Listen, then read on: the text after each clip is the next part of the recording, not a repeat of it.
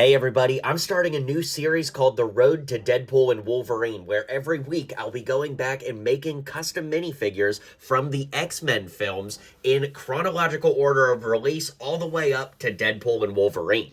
Alright guys, the journey continues, and this takes us to 2013's The Wolverine.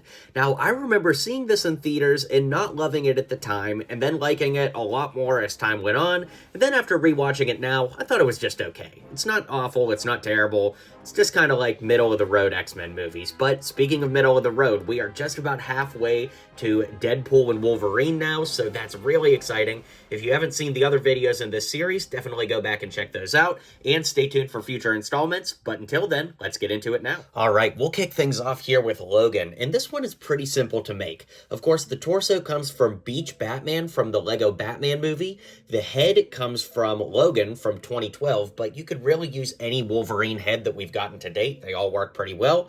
I used some regular flat black hair up top with the Wolverine claws, and then these jeans, I did flip the hips around so that you don't see the chain belt, but these are just black jeans. I actually think they came from the Build a Minifig section at the Lego store, but to be completely honest with you, I've had them for so long, I don't quite remember, so I'm sure someone in the comments will.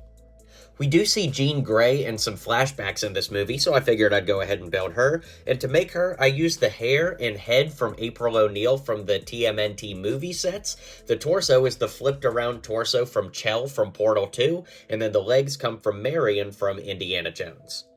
Early on in the movie, we also see Logan with his beard and hair grown out, so to get a slightly different look, I used the hair from Lobo from DC with the head from General Zod from the Lego Batman movie, and the torso and legs from DJ from Star Wars The Last Jedi. Up next, we've got Yukio, and this character is difficult to build in Lego because there isn't really a hairpiece that kind of has like the red bangs and the style of hair she has, so I think the best thing to use is this classic hair that's red, and I think it works pretty well. Now, her sleeves are like white and red bars, and there's no Lego piece that exists quite like that, so I used this jacket from one of the city, like, thug, jail breakout type people. That way you do see some lines on there that does look kind of like the movie, and then, I don't know, it kind of tricks my eye into thinking that the sleeves could possibly be that way too, but I'm gonna admit this isn't the best custom I've ever made, and it was pretty difficult to make. The only other thing to add, of course, are those red arms I mentioned. The legs come from Scarlet Witch from 2015, and the head comes from Xiaoling from Shang-Chi. Now, we only see Ichiro as an old man outside of the Silver Samurai suit for like 5 seconds, but I did figure I'd make him anyways. I used some swept-back gray hair with the head from the Vulture from Marvel, then the flipped-around torso from John Hammond from Jurassic Park with those same arms that come on there and the white legs. So this one's pretty simple, although you could definitely skip it if you wanted. Alright, now Viper is actually kind of easy to make. Of course, if you wanted the version with the hair, you could just use any kind of blonde hair you have in your collection. But I kind of went for the end of the movie version here, which has just the regular Black Widow head from Marvel.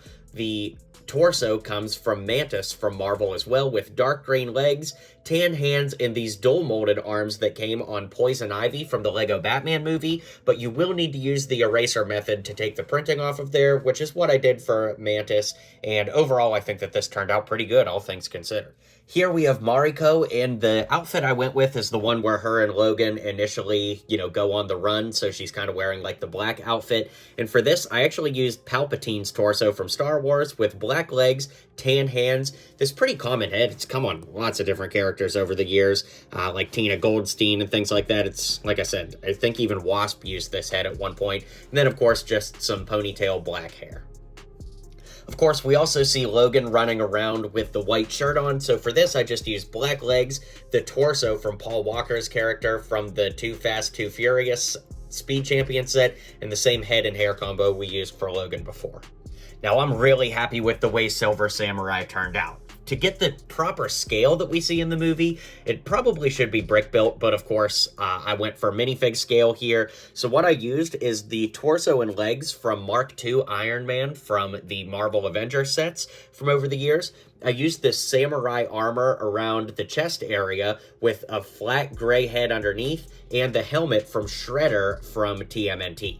To make him slightly taller, like If we put Logan next to him, you can see because of the helmet and the studs he's standing on, he is a little bit taller, so that does help make the figure a little bit better by having him stand on two 1x1 gray plates. Not entirely necessary, but I do think the height helps.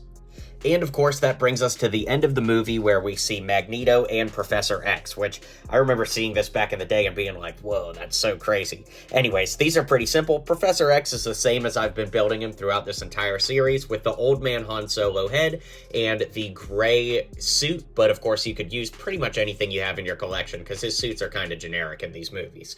For Magneto, I used a black fedora, which came in the CMF series years ago, as well as the Indiana Jones Shanghai Chase. The head comes from Magneto or Gandalf from back in the day, and the torso comes from Bruce Banner from the Infinity Saga Hulkbuster, and then we've got gray legs on there. So with that being said, let's go ahead and round it out. All right, guys, let me know what you thought of these customs in the comments down below. Be sure to hit like and subscribe, and I'll see you guys on the next video.